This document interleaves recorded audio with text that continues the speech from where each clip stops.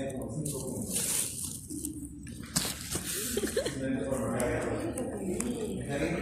Dentro de los 4, esta segunda parte del curso consiste en hablar en cada uno de los componentes. ¿Okay? En esta primera parte de la clase vamos a hablar de lo que vamos a hablar. ¿Okay? Entonces, para hablar de un área tenemos que entender cuando se está relacionando los dientes, cómo se relacionan entre ellos y cómo se relacionan las arcadas, ¿no? Superior y inferior. Esa es la parte ya más compleja, la parte más técnica que vamos a tomar. Entonces se entiende que los complementarios se componen de elementos no separables, pero que deben estar armónicamente integrados con sus diversas características anatómicas para brindar al conjunto la suficiente normalidad como para permitir un correcto funcionamiento. O sea, los dientes deben estar de una manera adecuada para que uno se relacionen entre sí y el otro para que se relacionen entre arcada superior e inferior. Y cuando todo eso pasa de una manera correcta, va a otorgar un funcionamiento correcto del sistema estomacal, al menos en la parte complementaria. ¿Está bien? Entonces, la primera pregunta es, ¿ya? ¿Qué es el alineamiento tridimensional de los dientes? ¿Qué significa alinear? ¿Qué significa alineamiento tridimensional de los dientes? Alinear. ¿Cómo lo entienden? Que cada diente esté en su espacio. ¿Cómo? ¿Qué es? ¿Cómo lo entienden? ¿Qué significa alinear? ¿En la línea? Ya, todos se encuentran alineados ya. Eso significa alinear. ¿Qué más? ¿Algo más? Está bueno el café. La siguiente no vamos a hablar también, por favor. ¿Qué más? Tenemos su pan, su café y yo nada. ¿Qué más? ¿Qué significa alinear?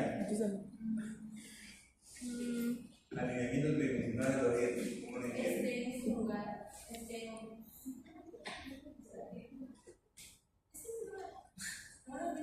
Que cada diente esté en su zona donde. En su posición. ¿Y dónde están los dientes? ¿En la boca? En el agua. ¿Está bien? Están en la boca los dientes. No que tus dientes estén en el codo. No, pues. Pero unos pueden erupcionar de manera palatina. Entonces, lo que queremos es que erupcione en la arcada. Me engañaron. No me quedó nada. Díganme, no hay problema. Vamos.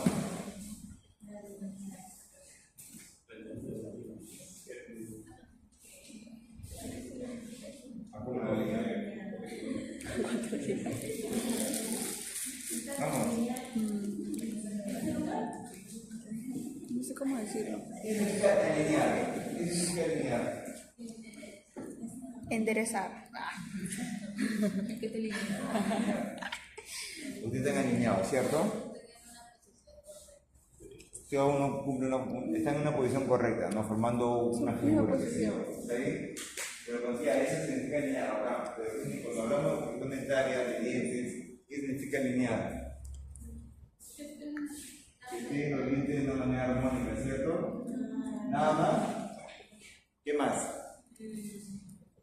Porque una manera armónica puedo poner acá, de repente, una molar inferior, otra molar inferior, un incisivo inferior, un superior. Estamos formando una manera armónica igual, ¿cierto? Su función. ¿Qué más? Su función que cumpla. Definir la función que cumple. Los dientes, o un alineamiento tridimensional de los dientes, es aquella distribución de los dientes de la arcada, ¿ya? En la cual cada uno va a cumplir su función que corresponde. Porque si yo hablo de posición de los dientes dentro de la arcada, acá, pues no puedo hablar, pero el inicio puede ser por acá, camino por acá, amolarse por acá, están alineados, pero no necesariamente están dentro de la función. ¿Ya? Es como lo que siempre pongo el ejemplo, ¿no? El equipo de fútbol, ¿no? Perú perdió porque alineó mal. ¿Qué significa eso? Alineó mal. ¿Por qué? Que hay posiciones incorrectas. Claro, porque a pesar que estaban jugando que 3-5-2, 5-4-4-2, lo que tú quieras, han puesto a los jugadores en posiciones que posiblemente no sean correctas, no cumplen su función. Entonces, una arcada está mal alineada cuando el camino de repente está por acá, la molar está por acá, el inicio está doblado, o sea, están fuera de la posición de un alineamiento.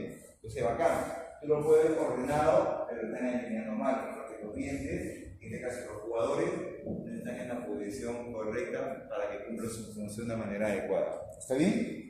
¿Y cuáles son las funciones de los dientes? ¿Cuáles son las funciones de los dientes? ¿Vale? Las funciones de los dientes, ¿por qué tienen ustedes? Para que sonríen, sea bonito, porque van a tener likes, para tener vistas.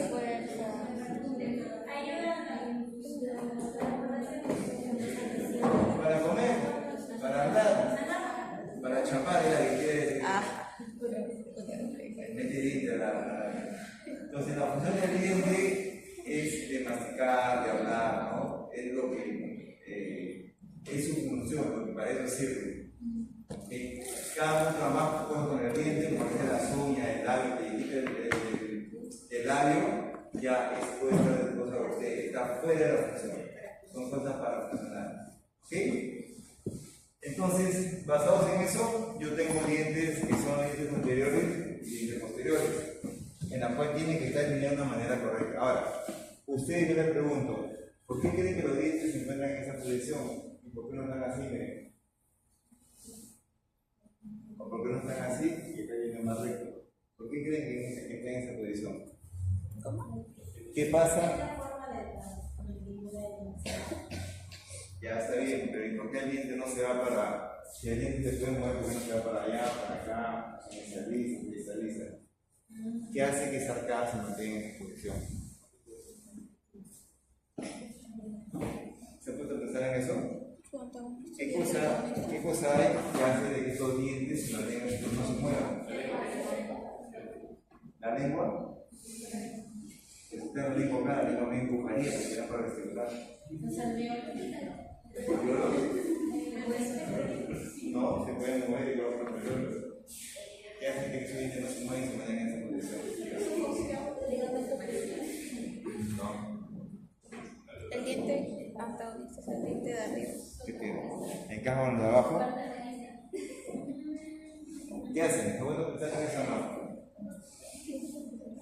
Dígame. Vale. Floreen. Entonces, dentro de los dientes, para que mantengan un equilibrio, o sea, una posición correcta del camino interdimensional, existen fuerzas sobre los dientes. Constantes, siempre van a haber fuerzas que hacen que estos dientes ya no se muevan. Cuando estas fuerzas se rompen, ya estos dientes se comienzan a mover. Por eso que lo que utilizan brackets, la ortodoncia, los dientes se comienzan a mover. ¿Por qué? Porque rompen ese equilibrio. ¿Entienden? Rompen esa biomecánica y los dientes comienzan a mover. ¿Está bien? Mientras que no exista eso, no pasa nada. ¿Ok? Si a un paciente, bueno, yo estoy con pacientes, ustedes van a verlo seguramente cuando hagan prótesis somática en quinto año, creo. Si un paciente le corta la lengua, ¿ya? O sea, con un cáncer, estos dientes de acá tienen una procedura que se van a memorizar. ¿Está bien? Tengo pacientes en el cual han quitado media cara, ¿ya? Han quitado todo el labio, todo el cachete, y estos dientes superiores están vestibularizados. Se vuelven a vestibularizar. Porque hay como dicen, ¿no? Hay una ruptura del equilibrio. ¿Ya? Y el equilibrio que me da en cada diente existen 6 fuerzas, ojo, 6 fuerzas en las cuales hacen que este diente se mantenga en esa posición. ¿Sí? Ahora, mi idea es saber cuáles son esas fuerzas. Primero, para que un diente se mantenga estable, ¿ya? Para que no se vaya a vestibular ni para que igual existe la fuerza de la lengua. La lengua hace que los dientes se vayan hacia el vestibular, empuja los dientes hacia el vestibular. ¿Y quién hace que esos dientes no se vestibularicen? Los cachetes, los carrillos. ¿Está bien? Eso hace que esos dientes no se terminen de vestibularizar. Por eso, cuando un paciente con cáncer, eso viene en somática, como le comento, yo he visto pacientes que le cortan la lengua porque tienen un tema de cáncer, ¿no? esos dientes normalmente se van a lingualizar, porque internamente, en la parte de adentro, no tienen esa fuerza de la lengua para poder estabilizar los dientes. ¿Me entienden? Pues ahí rompen el equilibrio. Igual, cuando a un paciente le quitan media cara, nariz, toda esa parte queda un hueco, ya el paciente normalmente los dientes se van a vestibularizar, porque la lengua hace la función de empujar, pero como no hay nadie que empuje los dientes se van a vestibularizar. ¿Está bien? Hay una ruptura en el equilibrio. Entonces, si que yo veo de una vista vestibular y lingual palatino, la lengua va a hacer que los dientes se vayan a ese vestibular, y lo que hace que los dientes se mantengan estables o una fuerza en contra van a ser los carrillos o los labios. ¿Está bien? Ahí van dos fuerzas. ¿Estamos? Mírenlo bien, en el equilibrio de fuerzas. La lengua empuja hacia el vestibular, pero los carrillos lo que hacen es estabilizarlo cuando lo mantienen estable. ¿Está bien? ¿Sí? ¿Se entiende? Ahora yo voy a poner un ejemplo y ustedes, si tienen otra forma que voy a aplicar. ¿Quién me dice qué pudo haber pasado acá? ¿Quién me dice qué pudo haber pasado ahí?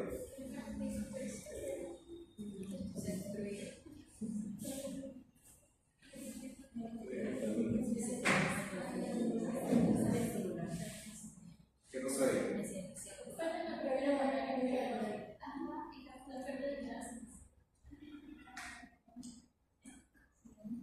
¿Qué pasó? ¿Qué? Ya, hay eso es una pista dentaria, ¿verdad? Ese es común, ¿no? Pasa pero el día a día. El paciente tiene una pista dentaria. ¿Qué? ¿Cuál sería? Esta. ¿Y qué pasó acá? ¿Está bien esto o está alterado algo? Está alterado. ¿Qué más alterado? Más específico. ¿Cómo?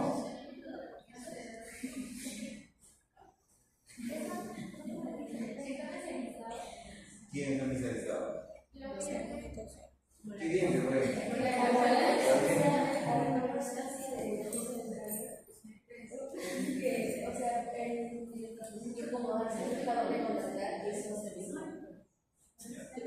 Cuando no hay ese equilibrio que yo le digo, ya por ejemplo, acá hay una pérdida de una pieza dentaria, ¿verdad? Miren, acá hay un equilibrio de ese diente. Porque ese diente se mantiene en un plano funcional estable, porque tiene un antagonismo. ¿Está bien? Todos los dientes, escúchame, todos los dientes, por naturaleza, luego de haber formado su raíz, tienen una etapa de erupción pasiva, se llama eso. Siempre van a querer erupcionar. ¿Está bien? Se llama etapa de erupción pasiva. A pesar de que se tiene tan formada que ya no debería tener fuerza para destruirse o para erupcionar, estos dientes siempre van a tener algo de querer destruirse de una manera pasiva. Quien contrarresta esa fuerza de erupción pasiva, ¿quién es? El antagonista. Perfecto. Entonces, el antagonista se equilibra con la fuerza de destrucción pasiva, se llama. ¿Está bien? Entre ambos hace que el diente se mantenga estable de una vista que se hospital, no se destruye. En este caso, ¿qué es lo que sucedió? El paciente perdió un diente. ¿Qué es lo que pasó con la primera molar superior? ¿Qué es lo que pasó? ¿Sabes lo que pasó? Comenzó a destruirse. Miren, se destruye, hace más, se destruye un poquito y se comienza a mover un poco. El antagonista, ¿qué es lo que pasa en este diente? Como tiene una fuerza de erupción pasiva, va a querer destruirse. ¿Y hasta cuándo se destruye? Hasta que encuentre un contacto. Hay muchos casos en los cuales ese diente está contactando con el reborde. Con el reborde. Imagínense, tanto que destruye que chocó el reborde. Acá, ¿qué pasó? ¿Por qué no se destruyó más? Porque igual, estos dientes estaban así verticales, estaban unidos. Sino que existe una fuerza en la cual parece que los dientes se vayan a iniciar. Porque no tiene contacto interpersonal. ¿Está bien? El contacto interpersonal es una fuerza. Y la otra fuerza, porque miren, vamos a ponernos en el plano del espacio. Ya le dije una fuerza, ¿no? Lingual y vestibular son dos fuerzas que se equilibran, ¿cierto? ¿Cuál es la otra fuerza? Sería interpersonales. El antagonista con la erupción pasiva. ¿Está bien? Pero existen dos fuerzas más, porque son 6. ¿Cuáles son? Las fuerzas proximales. Porque bien se puede mover proximales, ahí está. ¿Está bien? Los contornos interproximales son las fuerzas que equilibran esa posición de los dientes. Pero ¿qué pasa cuando el paciente no tiene problemas de proximal? ¿Los dientes para dónde se van? ¿Para el inicial o se van para el distal?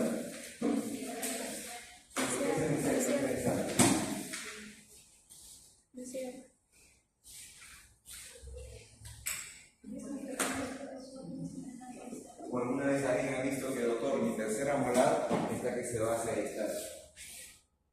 Doctor, le pone los dientes y mi diente que se va para atrás. Eso no pasa nunca. ¿Por qué? Porque no tanto la lengua, sino que existe una fuerza, y acuérdense siempre de movida, porque siempre se va a acordar, que se llama componente anterior de fuerza. Es una fuerza que hace que todos los dientes tiendan siempre a especializarse. Componente anterior de fuerza. Es una fuerza. Cuando tú pierdes un diente, el diente de atrás toda la vida se va a dónde? Para iniciar. No vas a perder un diente y el diente se va para distal. Eso no sucede. Siempre va a tender a especializar. Por eso que todos los dientes, a perder la primera molar que han hecho, se han especializado. Tanto así que llegó un momento en la cual que estaba estudiando se contacta y ahí no se quedó la cara. Pero ya se me especializó. Totalmente. Esa alteración por la pérdida de una zona pieza dentaria tiene una consecuencia abismal, ¿no? Si alguien quiere colocar algo acá, imagínense, ¿no? Se complica porque para colocar acá una corona, un implante, tendría que estar verticalizado, la que introdujo para que no haya problema. ¿Entiendes? La ausencia de una pieza dentaria te puede ocasionar todo un problema acá. Y este es un problema, es un caso bien grande, porque uno dirá, doctor, me falta un solo diente, hágame la prótesis, sí, pero es que yo tengo que cortarlo, está en el 11, acá está destruido, tengo que cortarlo, hacer en 12, una corona, otra corona, y el precio por mi cerebro. ¿Está bien? Entonces, para ello, nosotros buscamos ese equilibrio de fuerza. Cuando un diente se encuentra de manera adecuada, estos dientes se mantienen estables. ¿Está bien? ¿Cuáles son las 6 fuerzas que existen sobre un diente para que se mantenga estable? ¿Cuáles serán? Lingual, vestibular, Proximales, oclusión, confrontagonista, interproximales, interproximales, con la expresión pasiva, con nosotros, la de la lengua o el carrillo. ¿Está bien? Son las 6 fuerzas en las cuales debemos tener en consideración para cuando rehabilitemos, enfilemos o coloquemos un tipo de prótesis dentro de la boca del paciente. Listo. Las 6 fuerzas. Primero, la de vestibular, ¿quiénes son? Los carrillos. Igual, ¿quiénes son? La lengua. La exclusión pasiva es una fuerza que se estudia y que contrarresta esa fuerza, ¿quién es? El contacto interoclusal. ¿Está bien? La otra fuerza es el contacto interproximal que se contrarresta con la componente anterior de fuerzas. ¿Está bien? Son 6 fuerzas en las cuales hacen que el diente se mantenga en equilibrio. Basta que una se rompa para que el equilibrio se caiga. ¿Está bien? ¿Sí? Ya,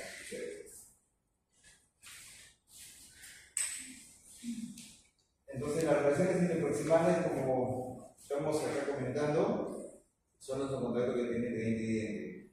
Y es bueno siempre saber la importancia de estos contactos entre diente y diente, y todo esto no es complicado. Porque como ustedes saben, la restauradora, ¿están llevando a la restauradora creo ahora? ¿Todavía no? Ya el próximo año van a ir a la restauradora. Ustedes tienen que saber dónde ubicar el contacto interproximal. Porque si ustedes ubican el contacto interproximal en una zona que no es, podemos ver una inflamación de las encías y un desequilibrio en la presión. ¿Ya? Pues es muy importante la ubicación. ¿Dónde lo ubicamos nuevamente en las molares? En las molares lo ubicamos siempre lo más superficial posible y lo más vestibular posible. Ahí se encuentran los interproximales en las molares. ¿Ok? Y molares entre molares. Un cambio de imagen. Lo más superficial posible. ¿Ya? Y hacia el vestibular. Igual a los interiores. Ahora, si vemos una vista cruzada, miren cómo se puede observar. Hacia el vestibular. Hacia el vestibular, vestibular. ¿No? En el superior igual, hacia el vestibular, no. Y justamente si ustedes trazan líneas, pueden observar que forman esto. Ya nos vamos a tronera, esa forma acá. No solamente en el superior, sino también en los posteriores, sino también en los anteriores. Que los contactos interproximales se encuentran siempre hacia el vestibular. Siempre están hacia el vestibular. Es más, podemos observar que los contactos anteriores deben ser más incisivos. Y esta parte de acá, cuando que dedica la estética, son muy importantes. Ver dónde colocar el contacto proximal. Porque ese contacto proximal te va a dar realmente la estética de la corona, la resina que te vayan a hacer su paciente. Porque una foto, pero el contacto es diente, ya que contacto no es así, sino hay que saber dónde colocarlo. ¿Ya?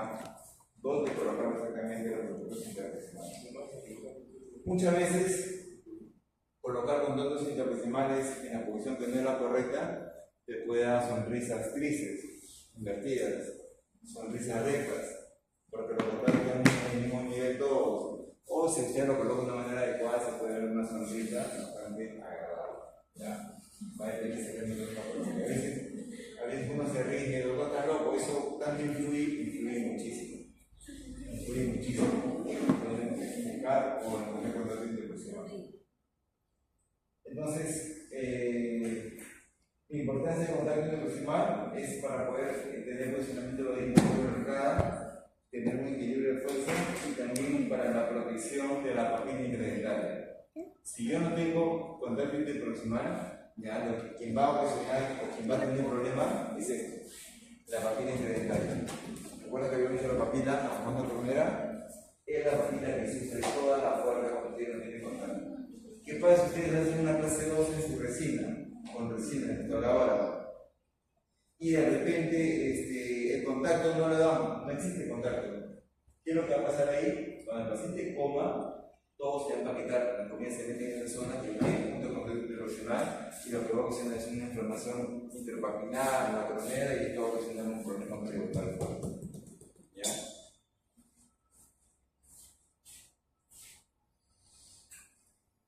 Entonces, ¿cuáles son los factores que van a determinar la forma del arco dentario?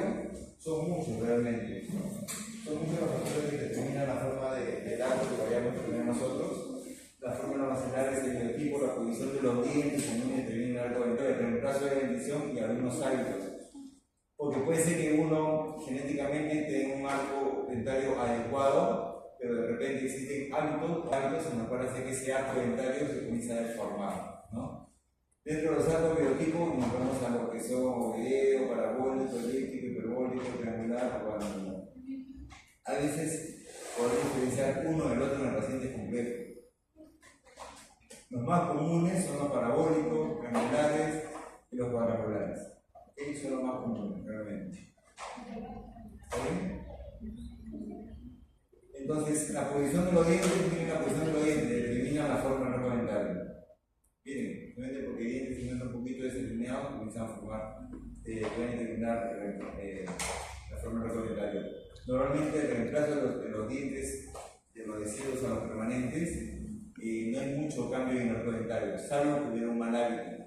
Ahí sí te va a comenzar a hacer un tipo de operación. Por ejemplo, tienen este mal hábito que tienen estos pacientes: succión del dedo, morder de las uñas, morder el pellejito, morder el labio, morder el lapicero. Todos esos factores que nosotros podemos tomar como mal hábitos o los hábitos ocasionan que los arcos dentarios puedan tener una alteración. ¿Está bien? Si ustedes tienen ahí un familiar, un chico de 4 o 5 años que está con succión de dedo o está con chupón, hay que preocuparlo. Eso significa que en el futuro puede haber un problema de sus dientes. Nosotros para poder, escuchen, eso es importante, para poder ver la alineación tridimensional de los dientes tenemos que verlo de 3 lados. ¿Ya? Primero tenemos que verlo con las líneas parabólicas.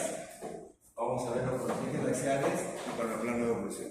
Estos 3 puntos me van a identificar para poder yo ver la alineación de los dientes de manera tridimensional.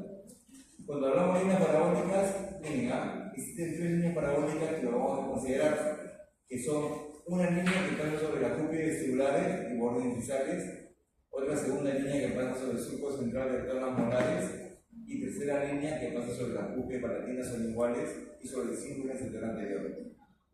¿Está bien? Viene la primera línea parabólica. Y esta línea parabólica se dio el punto del examen, ¿no? ¿En qué vista yo puedo ver las líneas parabólicas? En oclusales. ¿Está bien? En oclusales. Es la única manera que yo puedo ver las líneas parabólicas. La primera línea parabólica que menciono pasa por las cúpulas vestibulares bordes incisales los anteriores.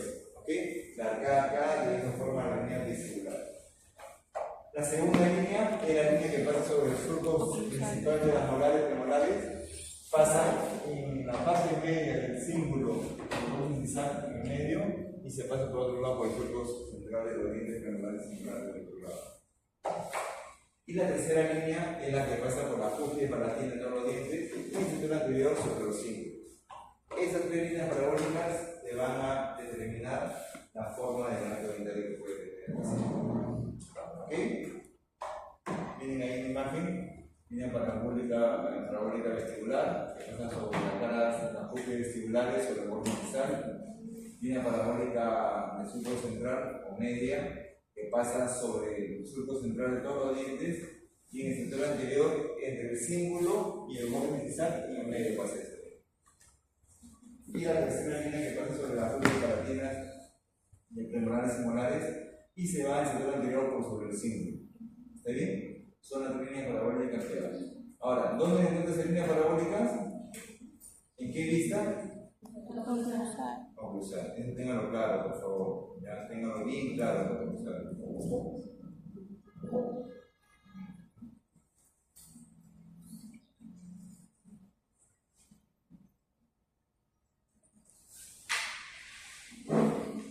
Listo. Líneas parabólicas, ahí están. ¿Ya? ¿Se entienden líneas parabólicas? ¿Se entendió? El otro punto que tenemos que observar son los dientes faciales.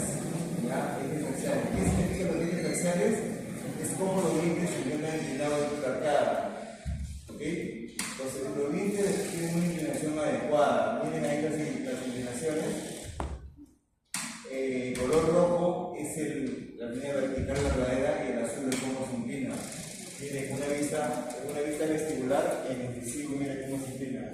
3 grados. Acá se inclina 5 grados al lateral. El canino se inclina 6 grados. Y cada uno tiene una inclinación natural del diente. O sea, no todos los dientes están verticales. No solamente en la vista vestibular, sino también tenemos que entender esa inclinación en la vista proximal. En una vista proximal. Tanto en el superior como en el inferior. El único diente en la cual se encuentra bastante vertical en una vista frontal es el incisivo central inferior. ¿Ya? Por los demás dientes, todos tienen una ligera inclinación que tenemos que nosotros respetar. Y eso lo hacemos normalmente cuando hacemos el enfilado de prótesis totales, siempre tenemos que respetar esas inclinaciones para colocar los dientes. ¿Okay? Quienes respetan mucho estas inclinaciones también son los ortodoncistas, que cuando te ponen los brackets, te ponen los arcos, todos los brackets tienen esa inclinación para que mantenga una estabilidad de la función. ¿Está bien? En los ejes axiales, por ejemplo, los dientes superiores, miren, miren esto lo que les quiero decir, ¿ya? Es muy importante. En una vista proximal, los premolares y molares superiores se direccionan tomando referencia a las raíces, la corona va a ser vestibular. ¿Se dan cuenta? De palatino a vestibular. Y en el inferior es al revés. Tomando referencia a la raíz, va de vestibular hacia lingual. ¿Por qué tiene características? Para que miren, la fuerza se neutralice y cuando hagas oclusión, muerdas, te estés alimentando, la fuerza se equilibra y no hay heterodono de sólidos. ¿Ya? Por eso tienen esa dirección. Grábense esa imagen, por favor. Es muy importante. Igual, en los dientes superiores tienen esas características, esas inclinaciones en las cuales hacen que las fuerzas se puedan equilibrar y se mantenga estable toda la parte de la cerebro.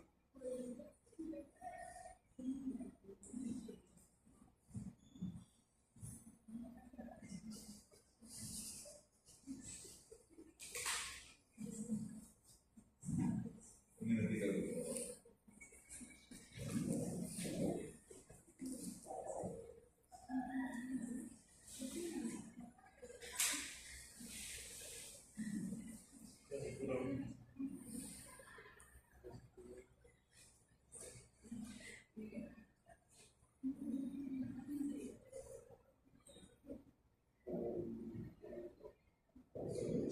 Ya, ¿está bien?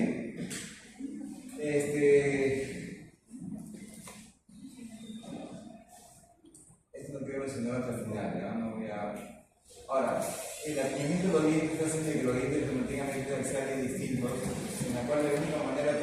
solucionarlo verdaderamente va a ser con el elemento ortogonal. El otro punto, tercer punto, son los planos transversales.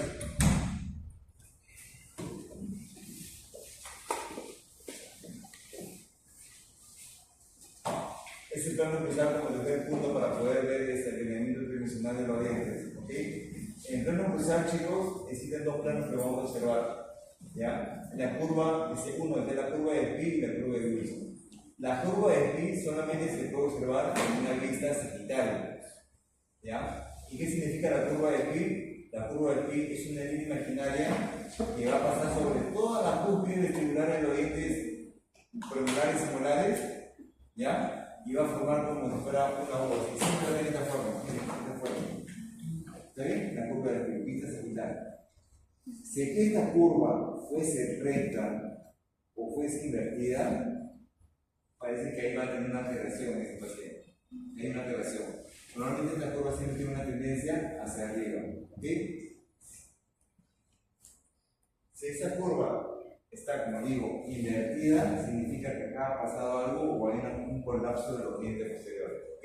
Esa curva, su característica es que siempre tiene ese camino paralelo. Siempre se va para arriba. ¿Ok? La vista en la cual se puede ver esa curva, ¿cuál era? Sagital. Ya, ténganlo claro de esa parte. Es sagital. ¿Está bien? Lo ideal es que la curva de Pi, tanto derecha como izquierda, sean simétricas, sean parecidas. ¿Está bien? ¿Yo qué puedo ver con la curva de Pi? Lo que yo puedo ver es que un diente está extruido, ¿ya? O sea, intruido. ¿Por qué? Porque si mi curva tiene que ser recta, si el diente está extruido, ¿qué es lo que va a pasar con esta curva? Se va a ver así. Entonces yo en una curva, una vista sagital, viendo la curva de Pi, puedo determinar si mi diente está extruido o no. Por ejemplo, miren en este caso acá. ¿Ven la curva? Está totalmente alterada. Miren por acá, y es un caso bastante complejo. O este caso, miren cómo está la curva. La curva de diente tiene esta característica, como la de arriba. ¿Ven? ¿Y los dientes dónde están? Están extruidos. ¿Se dan cuenta? Esta curva de Pi nos ayuda normalmente a diagnosticar o a hacer un tratamiento en los pacientes que son más complejos, clínica 4, clínica 5. ¿Está bien? Y esta curva, por favor, escuchen, se ve solamente una vista sagital.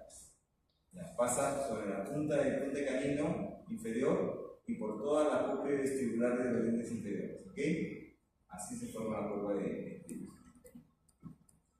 Y por último, para acabar, es la famosa curva de Wilson. Esta curva de Wilson es una curva que nosotros lo vamos a observar en una vista frontal.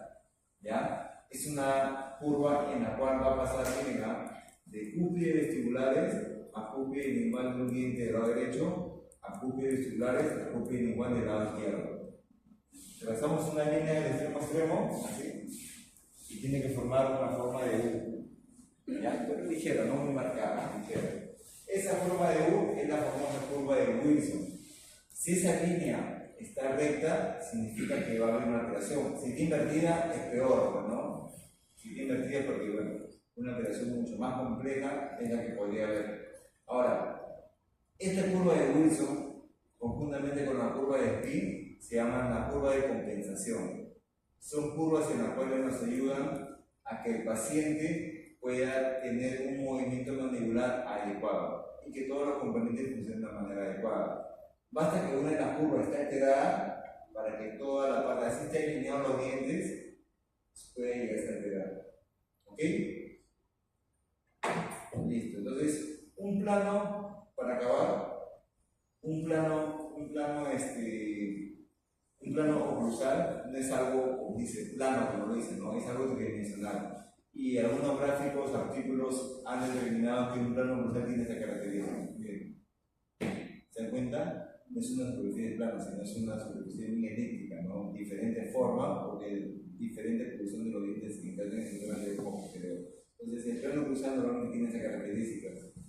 Mire, no es un plano, sino tiene esa forma un plano cruzado. Realmente en condiciones adecuadas, en condiciones idóneas.